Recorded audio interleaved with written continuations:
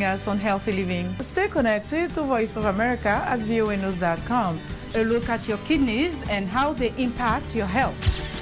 And an expert discusses chronic kidney disease and how to protect yourself. And Ivorian psychologist Noor Bakayoko shares some insights on bullying and what can be done. It's important to avoid major events or major health crises. How do you know if your cough is due to a serious condition? We'll have some answers. Stay well and strive to make every day a healthy day.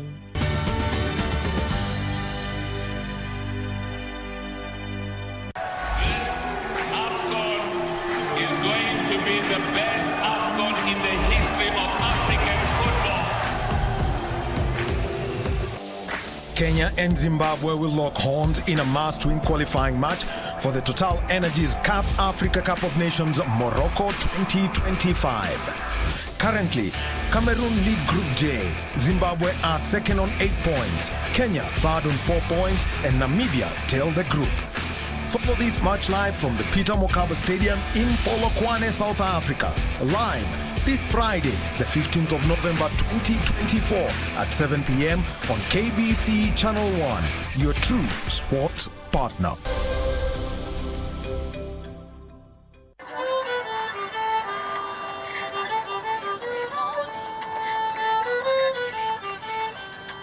Play Afrobeats, bongo, classical, all types of music. Something is happening in the story.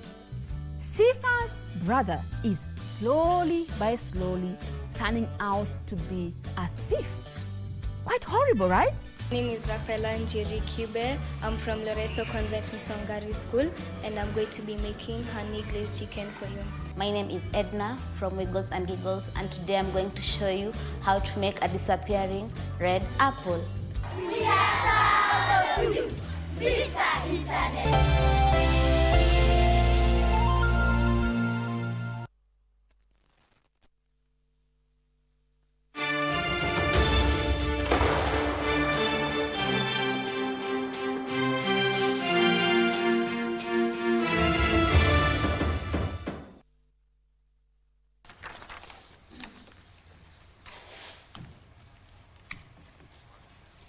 Thank you for watching KBC Channel 1. This is BizCheck, and we are now getting into the second hour of the program.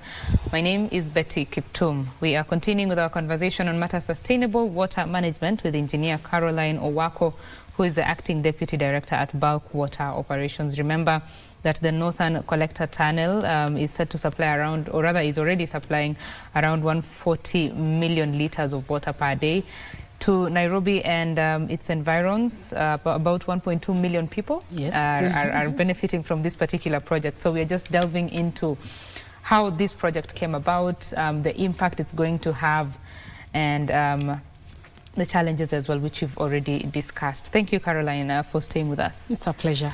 What are the unique features of this project, and what makes it different from other infrastructure projects in the country for water? Okay, Betty, what are the unique features in this project, in the Northern Collector Tunnel project, is that the whole system is gravity. When I say gravity, water flows naturally from the Aberdares into the dam, Thika Dam, through the water treatment plant up to Gigiri. So we don't need pumping in the system. What does this mean?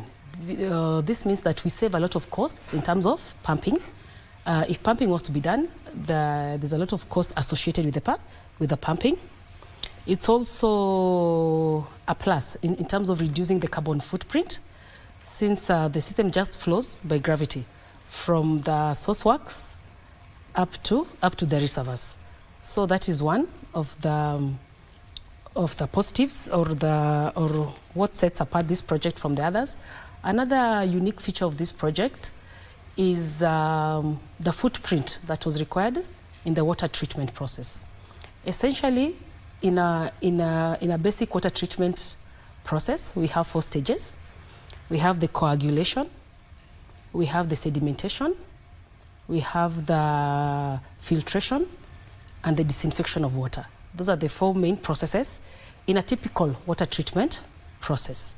So this, the NCT project, especially the Kigoro water treatment plant, It's a modern water treatment process where the sedimentation process, in the traditional sense, you find that we have long sedimentation basins so that now the sediments can settle in the basins. However, in this treatment plant, it's more compact, such that we have a new technology called the aquadaf, where we have high pressure, which is put into the system to hasten the settling of the solids in the system. So you find that a smaller footprint is needed for the water treatment. And a smaller footprint means that less land is required. Remember, one of our initial challenges we discussed is the cost and the process of land acquisition.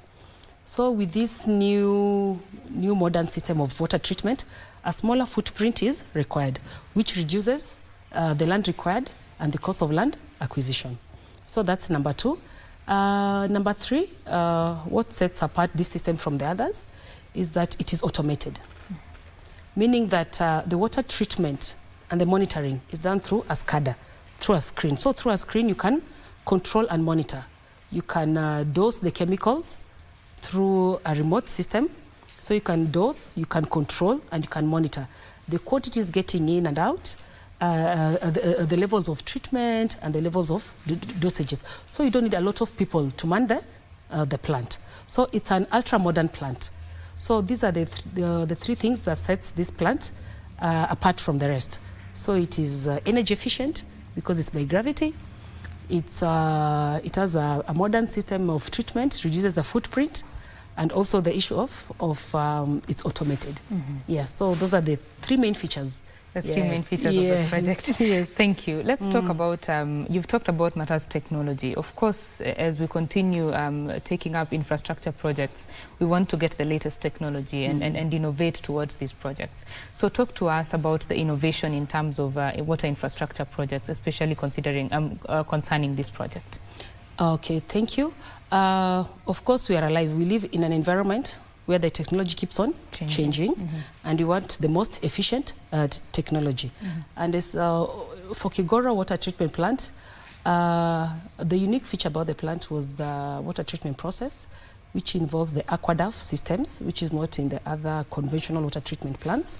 So this new technology, as I said, it reduces the footprint and also hastens the water treatment. Yes, so it's a new technology that was it's been done by, the contractor is called Suez.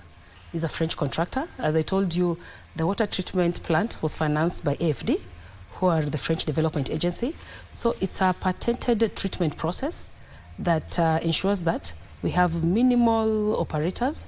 We have also minimal footprint in terms of operations. So that's one uniqueness about the Kigora Water Treatment Plant. Because it has a huge treatment capacity, 140 million liters of water per day. It's huge, but the footprint is very small. Actually, I invite you to come and visit the same. Yes, yeah. It's quite a unique technology. Yeah, and I pray that it be embraced also by other stakeholders in the water sector. Right. Yes. When you talk about such technologies that are being imported, during the implementation of this project, did Kenyan personnel get to be exposed to such technology? Are we learning? Are we training ourselves, to be up to date with the latest technology in the market? Yes, of course. Because, we live in a dynamic world. We keep on learning, as individuals, as institutions, as a country. So, of course, part of our project implementation is we have a component of technical assistance and the training. Yeah, so our local engineers, both from the different agencies, Athi Water and Nairobi Water, were exposed to this new technology. Also, we've had exchange programs with our staff going to abroad, to France, to learn more. Yes, and also this project has had a 2-year TA, technical assistant, especially in the operations, so that as Kenyans, the operations staff, the agencies implementing the project, we are adequately equipped with the new technology, and we can now trickle it down also to other agencies and the water service providers. Yes, so we incorporate technical assistance, we incorporate training, knowledge sharing. All this is incorporated in the project. Yes. Let's talk about the future of this project. I mean, it's already laid down, it's up and running. Yes. How are you ensuring that the project is well maintained to serve for the longest time possible? Okay, thank you for that. So that's it's in the sustainability. Yeah, so in the project cycle, we have the planning, we have the concept, the planning, the execution, and the operations post. We don't just implement a project and run away. Of course not. Right, yeah. Yes, because the project, it costs a lot of money. It has a set objectives. Hence, it's good to follow up. That is this project meeting its set objectives? Because at the end of the day, the government of Kenya borrows to implement, and it is we who pay the loan. So it's only good that the project, in the long term, meets its set objectives. So of course, we carry out post-evaluation of the project, because we have the different components from the source works, as we discussed, from the distribution, also in the informal settlements. We have other components which were the water and sewerage infrastructure, which were undertaken. So we have the post-evaluations, which are carried out. And of course, with these bulk operations, we as Athi Water, we are operating it. So it has to be operated efficiently, so that, number one, it repays the loan that was borrowed to implement it. So we are alive to that fact. And that's why, as a bulk water operator, we are very alive to the fact that we have to operate the system optimally to, number one, have the consumer protection, provide effective services, and also have the finances or the resources ring-fenced too. So post-evaluation is key, and it's ongoing, and it will be ongoing for the next, 30 years. I'll have retired. The people who come back the people who will be on board will continue, but that is already in place. The post-evaluation, the operations, the sustainability, all that is in place. Yes. We know that vandalism has been a great challenge for infrastructure in this country, to the point where there have had to be reviews on scrap metal laws to ensure that, you know, we are not taking from the infrastructure to sell into scrap metal trade. So what would you say in terms of keeping our infrastructure safe? Not necessarily just this project, but generally as a country, ensuring that we are taking care of the infrastructure that we have paid so much money, you know, to put in place. Okay, so I'll go back to the stakeholder engagement. As I told you, we do the stakeholder engagement from the project concept, planning, implementation, and even post-implementation. So we buy in, we sensitize the citizens, especially the ones that live along the infrastructure, that this infrastructure is in place for their good and the bigger good of the country and the community. Hence, they should desist away from vandalizing the same. That is one. Number two, of course, being humans that we are, some people are not very easy to hear. We have the water police unit, which was also instituted to safeguard the infrastructure that has been put in place. So we have them patrolling the systems, yes, and maybe checking whether there is any vandalism or interference. Also, like Athi Water as a bulk water operator, we have operators on the ground on 24-hour surveillance of the system, so that to avert any vandalism. But the best approach from experience is getting the buy-in from the communities, because somebody from outside cannot come and vandalize the system. It's just the communities living around there. So if they're properly sensitized on the investment that was put in there, the benefits, the objectives, actually they safeguard the investment on our behalf. So it's a holistic approach. Yeah, so that's the approach that the agency and the government is taking. First is to get the buy-in and to enable everybody understand why is the infrastructure there. It's for their benefit and for the benefit of everybody. And it's our duty as citizens to safeguard it. So that's the approach that has been taken. And so far, it's working well. Of course, there are small hitches here and there, which of course are being dealt with even as we move along. And could you tell us about those hitches? Hitches, okay. Yeah. There's, you find that maybe there's an incident, maybe there's a pipeline, A random person, there's a valve, they just close the valve. You understand? Or maybe we have a sewer system. You know, we have the manholes. Then you find that we have the people who irrigate along the way live. So you find that, you know, sewage is very rich in nutrients for irrigation. So they intentionally block the infrastructure to have that backflow to irrigate.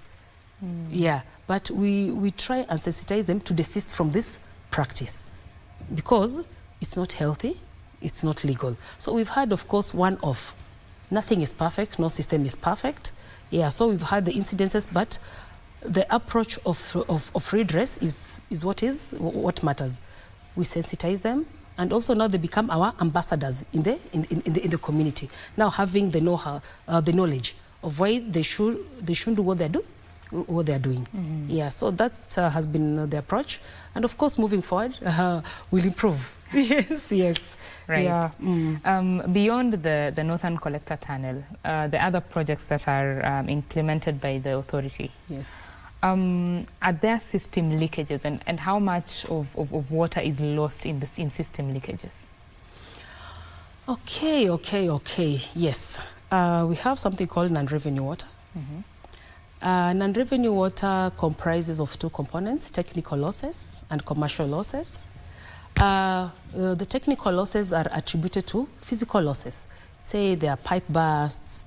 The commercial losses are water consumed but not billed.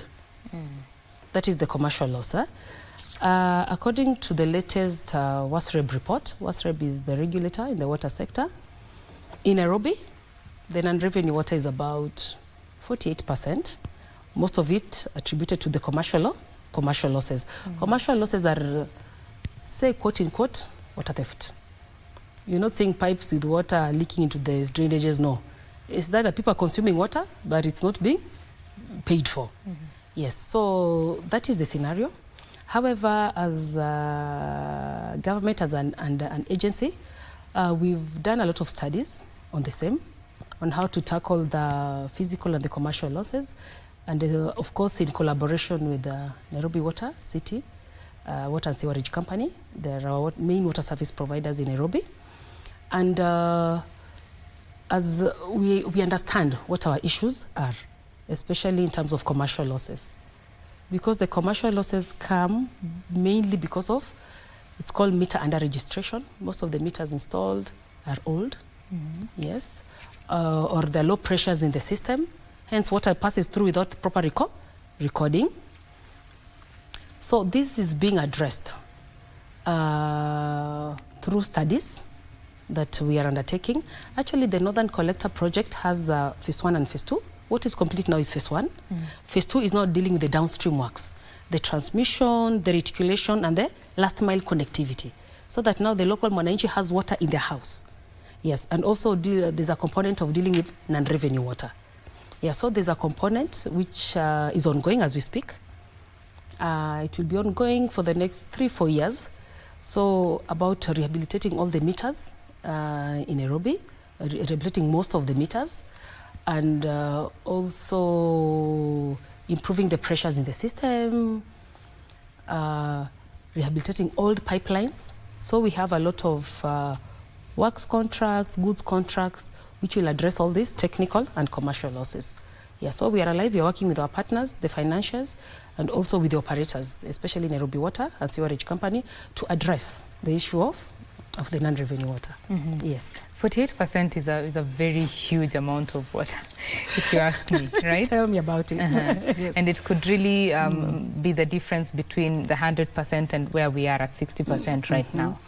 So even as we look at the losses that we are making, we know that the source itself, the water, is reducing by the day because of matters to do with climate change. Please tell us more about that. Climate change is here with us. Even as we are aware, we have the COP29 ongoing. Yeah, from it has been, I think this is the second week. It began on 11th of this month. It's running up to 22nd, the COP29. And the issues being discussed are matters climate change. So climate change is here with us, and some of the main effects of climate change, especially in issues of water resource management, is the extreme droughts or floods and climate variabilities. Right. You find that in the traditional sense, we had it was very clear. The short rains happen between this time and this time. The long rains happen between this time and this time. But now with this climate change, we have a lot of climate variabilities. You find that even farmers, they cannot even plan properly anymore. Because when you expect rains, they're delayed. Or maybe expected them for 3 months, they come for 2 months. So we are alive that we are living in an environment where we have the climate change.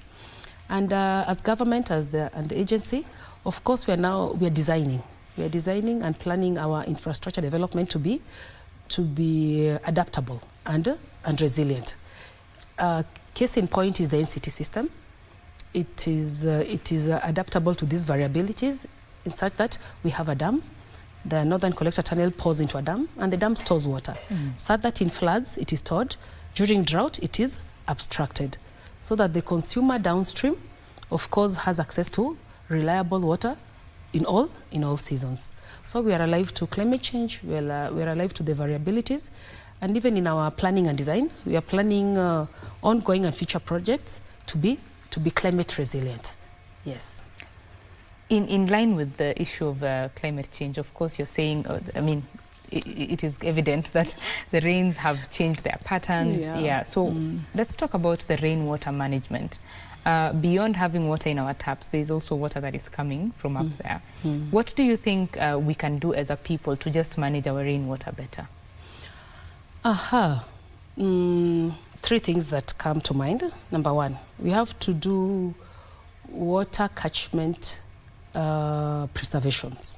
Water catchment preservations. And I think even His Excellency has been on the forefront on the issue of planting trees so that we can conserve our water towers and our water catchment so that we ensure that the biodiversity there is conserved. We have enough recharge into our groundwater. So number 1, as a country, as individuals and as a country, we have to be proactive in terms of water tower and our water catchment conservation. And it goes beyond that. Now it's a directive where we have gatherings, we have to plant trees. So Betty, even if you're having a party at your house, I think this tree planting, it is serious. We have to plant trees to ensure that we have the green footprint. It needs to be wider. That's number 1, to conserve our water towers, because we rely on it. It's a national water source. We rely on it. They say that, Wangari Maathai, there's a famous quote, if you don't take care of our environment, it will be destroyed, So that's one. Another thing is to encourage water management. Yes. Let us not have our taps just flowing unnecessarily. Let us recycle water, even at a household level. Let us recycle water as much as possible, because it's a scarce water resource. Number 3 is rainwater harvesting. We live in buildings with a roof catchment. Let us harvest water and store it. Yes, especially when you're doing gardening, when you're doing, you don't need potable water for that. Yes, so it's good that at an individual level and at a local level, we encourage such practices. Because we find that when it rains, there's a lot of runoff.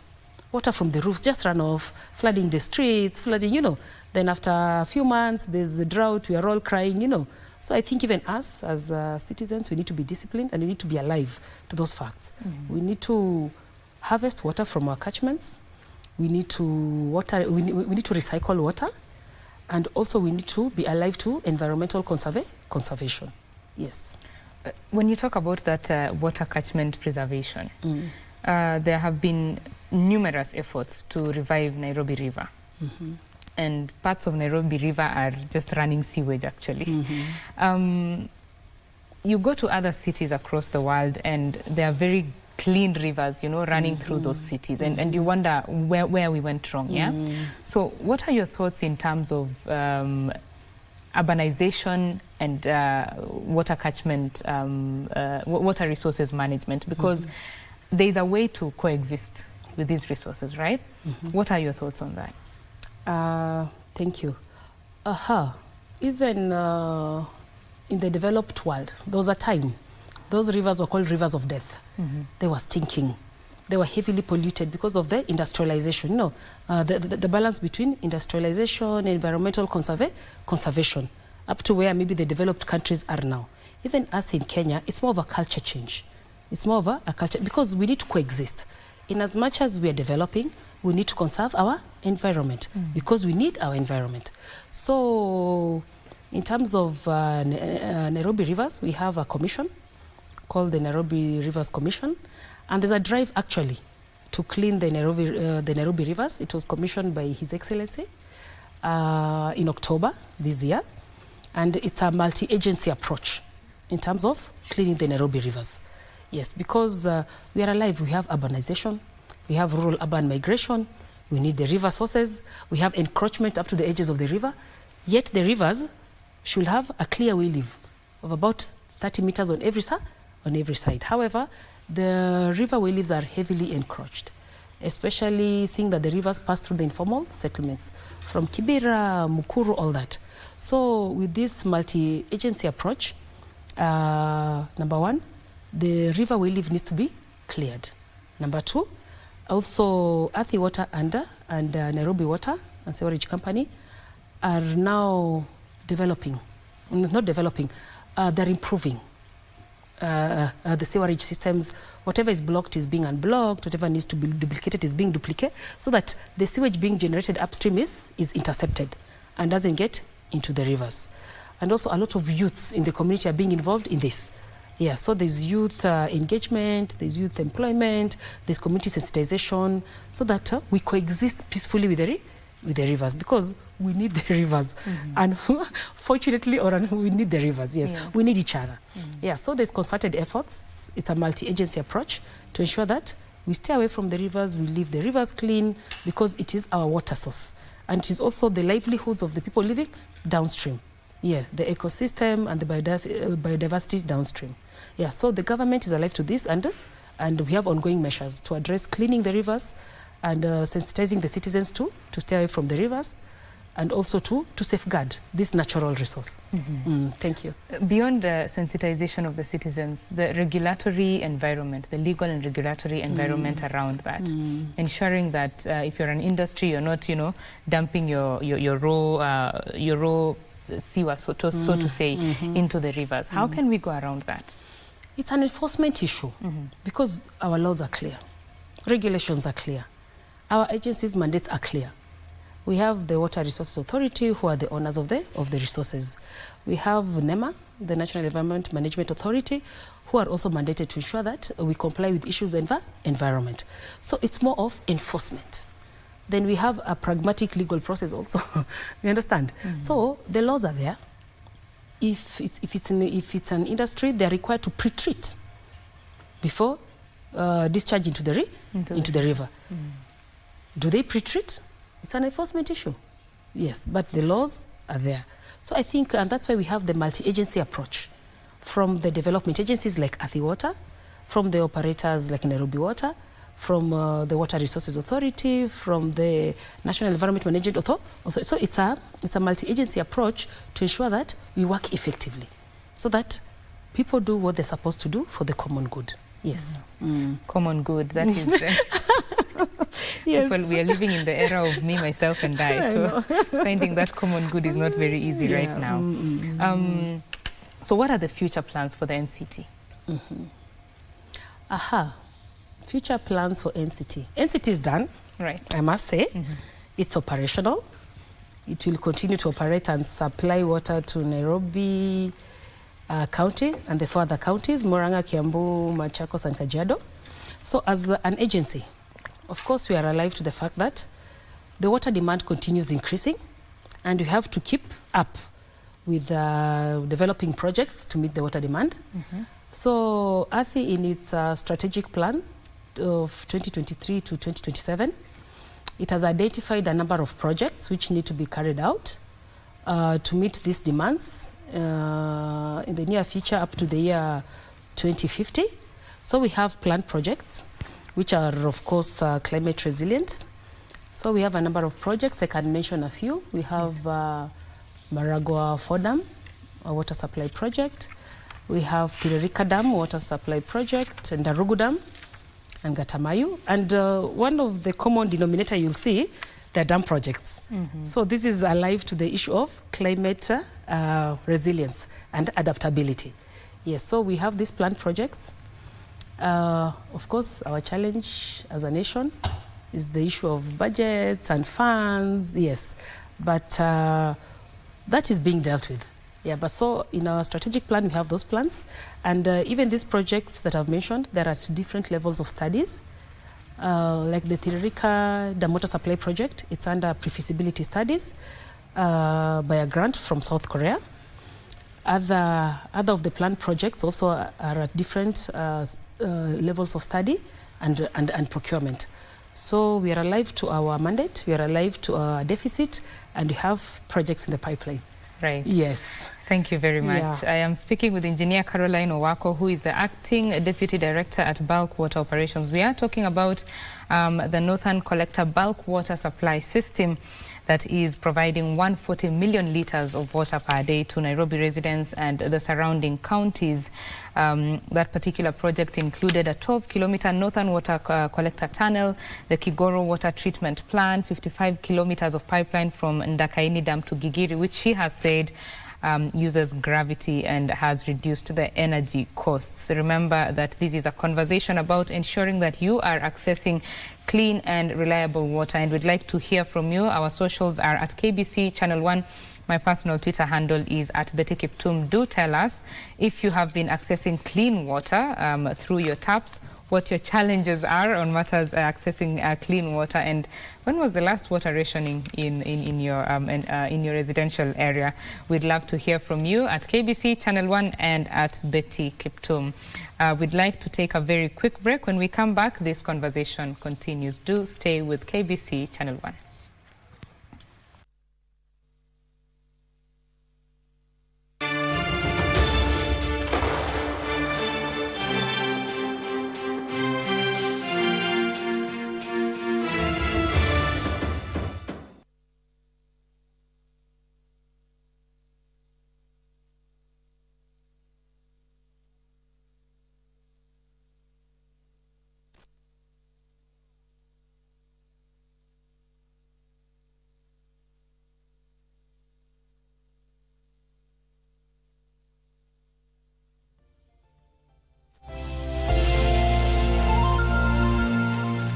Never heard the music so sweet. I repeat. Wagwan, me brethren, big things are going. Remember, each and every Monday we have to shell down the place with nothing but the best of smooth way the vibes in your favorite station. You know these things. Alafu kila Tuesday, kata simu tupo side, giving you Kenyan music from the 254. And of course, you can spice up your Wednesday by enjoying blazing hot hip-hop and R&B jams. We don't got no label. She say she want bottles. Vibes and vibes as we go all across Africa, Kenya, Nigeria, Ghana, all the way to Tanzania to give you nothing but the best on Afro Thursday. Make sure you make a date with us each and every single Friday with me, DJ_Liza Diva, DJ Cold, and me, Wanjiko. This is Club One Extra. Unanifanya nisikie kunyongwa. Hadija ai, mani especially ukisonga. Wanna rule my destiny. Destiny. I wanna rule my destiny. Oh yes, teacher, you must be looking forward to holding your baby brother when he gets here. Mwalimu, there is this one name that I've been longing and wanting to call Ambevi. Come in. A baby or you a baby? Julia, uliniona na mtoto wapi? Sina mtoto. You see, Madam Antibella, thanks to you, I'm now a laughing stock in this school. I cannot even teach in peace. Of course, how can you teach in peace when you come to school drunk every day, every morning? I'm not drunk. Nanuka tu pombe ya jana. Tuko duniani kulingania dini ya Uislamu kwa walo duniani. Na waumini wote wa Kiislamu basi watakuwa ni wenye kupata al-izza wal sharaf, yani kuwa na fahari na kuwa katika kiwango cha daraja ya juu. Turudi katika dini, mafundisho ya Allah subhanahu wa ta'ala katika Qur'ani na yale aliyotufundisha na katuongoza nayo. Kula chakula vile dini yako inavyofundisha, vaa mavazi Uislamu unavyofundisha. Yani insana al-ams as-sakini fil yasi makani. Tulikuwa tumekaa tu nyumbani na mama hapo tunatulia. Mamako? Mamako? Si mamangu, manzi yangu. Nani? Manzi yangu. Mke nasikia umeoa mwisho ni mdogo kushinda huyu. Sasa si wewe ndio umemwondesha hiyo tabia? I can do it. Hata wazazi. Kwa hivyo mimi nilikufa kwa maisha mtoto yangu. Are you single or married? None of them. Business. Sasa hiyo inahusika wapi na hiyo? Unaona hata huyu utapata hapo na mtoto kidogo. Wewe. Hiyo ndio shida. Wewe toka. Wewe heshimu koti. Wewe usimtafutie bibi. Heshimu koti. Wewe heshimu koti, heshimu koti. Ngendo alikukubali amepata.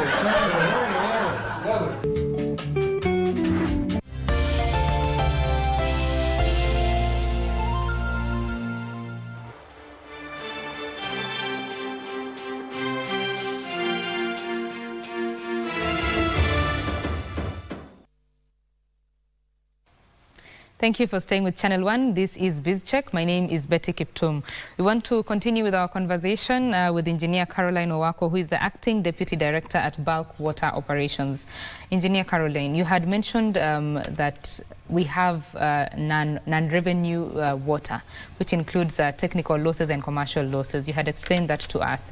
And you said there are plans to deal with this 48% that we are losing with, including, you know, the replacement of old meters. Please tell us how that exercise would be undertaken once it kicks off. Thank you, Betty. Of course, studies have been done, so we are alive to the issues that we have. However, we have a component of procuring consultants and procuring the contractors to actually do the actual work. Studies is one thing, however, implementation is also another. So I'm happy to say the Northern Collector Tunnel project composed of two phases.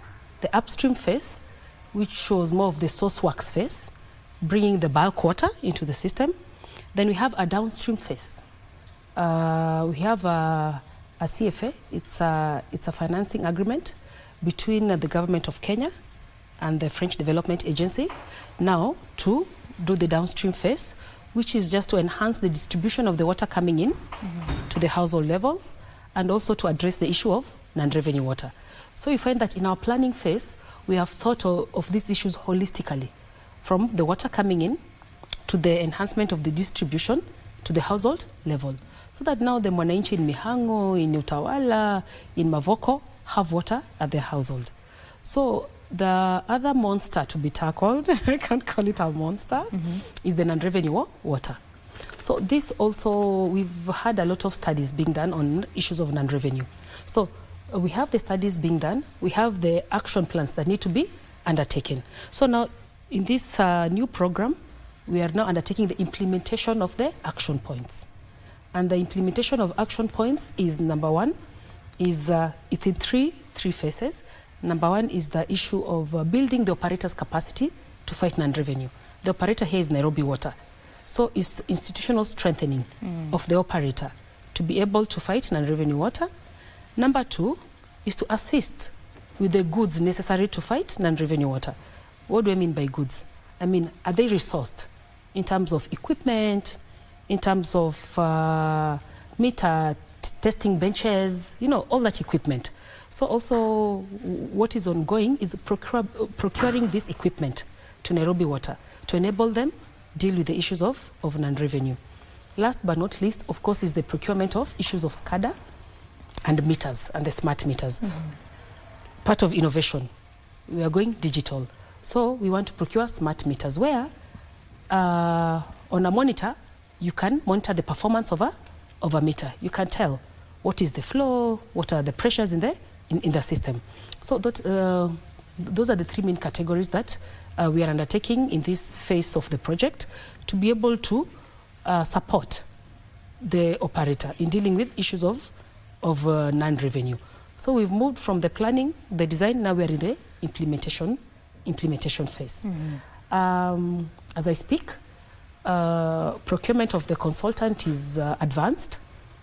The consultant will be onboarded to assist with the technical assistance, after which the procurement of goods is almost 80% complete. Most of the goods have been procured and delivered to the relevant water service providers.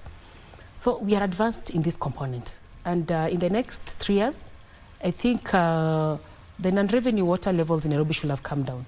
Also, we have other works components which are basically dealing with rehabilitation of the old pipes in Nairobi. You know, the pipes which were laid during the colonial times, eh? They are asphalt concrete pipes, they are small in diameter. You know, with the increase in population, you find that now the demand is high.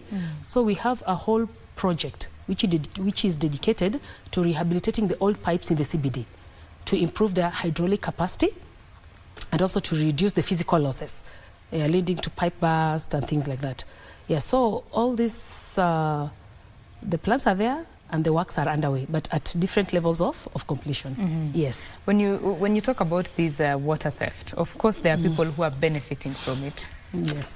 So when the time comes to weed out the water theft or water thieves, so to say, how do you foresee the pushback? Because definitely there will be pushback. I think the water thieves, they need to change the business model. Yes, because it's only fair, because we are mandated as a government, as an agency to supply water, and affordable, safe, affordable and accessible. And we are working with stakeholders at different levels, from the national, county to the grassroots. So it's only fair that the end user gets that water and is not exposed to cartels. So, and also we've been engaging other water vendors, yes, that this is what we are doing, aligning with our mandates, and these are the effects it will have maybe on your business, and it's only time that maybe you change your business model. There's a lot to be done. Yes, so I think it will be good that maybe the vendors change the business model now that we are streamlining the water supply operations. So it's not all is lost. We need to be adaptable. We need to be flexible. Yes, so I think just to sensitize, and we've been doing this in our barazas at a community level, the water vendors, we meet them. We have a consultancy, a community outreach consultancy that meets these vendors, because they're stakeholders. They are stakeholders, yeah, to just sensitize them on what is being done, the impact it will have on their business, and that they need to be more proactive and alive to maybe change their business models. Yeah. So as we come to a close of this conversation, Engineer, what would be your closing remarks, and what does the future look like in terms of water access for Kenyans, Nairobians, people in the environs of Nairobi as well? Thank you, Betty. So the future is bright. It's good to be optimistic. The future is bright. However, it is a collaborative approach. It's a collaborative approach from top to bottom. You know, we are in a better transformation agenda. Yes, but it's a holistic approach. So number one, it's everybody needs to be informed and sensitized. It's good to deal with a populace that is informed. Then we move together. We know these are our challenges, these are our needs. Then how do we move together? I said, Kenya is a water scarce country. Our resources are limited. You know, you have a river. You cannot create another river. It's a natural gift from God. So we have to conserve whatever we have. So we, as the populace, we have to approach this issue from a common approach. Let us recycle water. Let us not waste water. Whatever we have, let us conserve. Let us conserve our environment. And I think with this approach, with the limited resources, the increase in water demand, we should be able to reach a balance. Yeah, so I think my parting shot as an engineer is like we have to balance, yes, we have to balance our needs, we have to balance what is available in nature, we have to balance also with the innovations, and we should be alive in the environment in which we live. Yeah, but the future is bright, and we as engineers will do all we can to ensure that at least we strike a balance. Awesome. Thank you very much. Balance, and people need to manage their water better, as you say. Exactly. Asante sana, engineer, for speaking with us. That is Engineer Caroline Owako, who is the Acting Deputy Director at Bulk Water Operations. We've discussed anything and everything regarding the Northern Collector Tunnel that is bringing 140 million litres of water to your houses every other day to ensure that you are accessing clean and safe water. Thank you very much for watching BizCheck. My name is Betty Kiptum. Do enjoy the rest of your viewing. Bye-bye.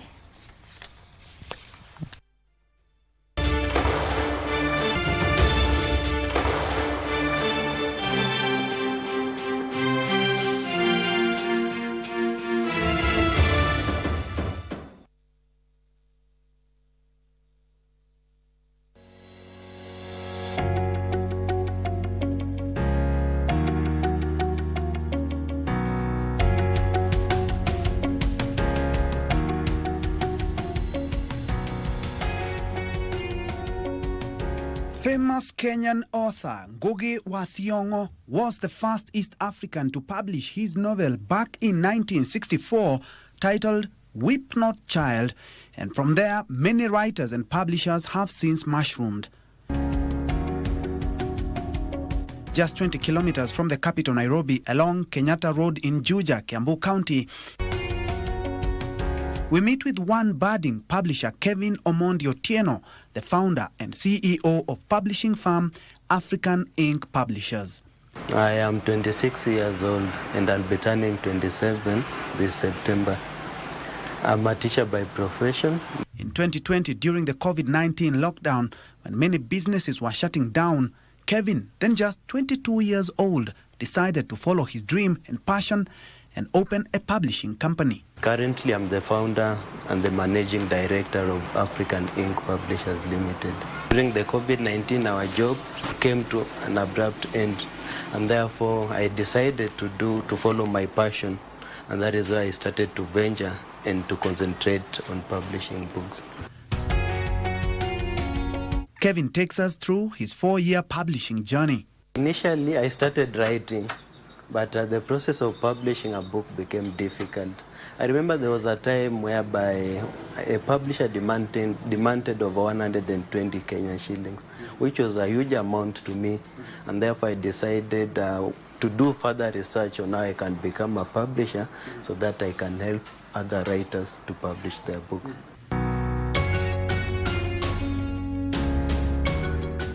As a publisher, how is the publishing process, including the distribution stages? The first step is to write, and then after you've written your work, you type. The manuscript? Yeah.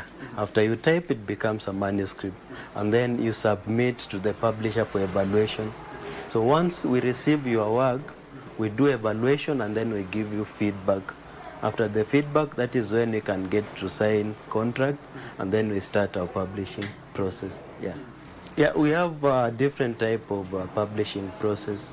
We have what is called traditional publishing, and then we have hybrid publishing. Now, depending with our agreement, if it is traditional publishing, we will be able to publish at our cost, distribute, and pay royalties. But for a case whereby you have decided as a writer to take hybrid publishing, it is upon you to incur the cost involved, and then we guide you on how you can market or distribute your books. The farm is a hive of activity, with workers seamlessly handling the huge bulk of printing materials, while others edit manuscript for final output. He notes with concern the poor reading culture in the country, which he says can be boosted by e-books and social media. I can say it is very low. Actually, a lot of reading is happening at school level. So for publishers who have ventured in educational materials, they find it very easy.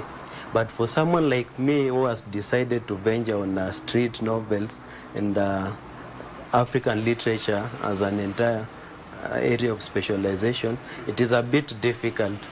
And we are taking an approach whereby we are trying to maximize on social media, and then we are trying to understand how to compel readers to develop interest of reading through social media.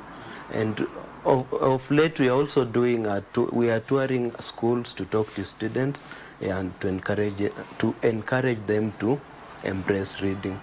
With the rise in technology and e-books, he notes the piracy challenge, which is heavily eating into the business. Currently, we are doing what is called incorporating digital to publishing industry, whereby we are trying to embrace e-books. But then, because of a lot of piracy issues, we are also trying to find out a way whereby we can issue out e-books, but in safe forms that cannot be downloaded or shared for free. His advice to young budding publishers? We have a huge gap between writers and publishers, and I still feel like we need more publishers, because you see, when we have a lot of publishers, they will be able to attract more writers, and then we will be able to work as a team or even partner, and then we will be able to revive African readership. Kevin adds that he has a passion for telling African stories to maintain our identity as Africans, noting that romantic novels are one of the most published books by his company.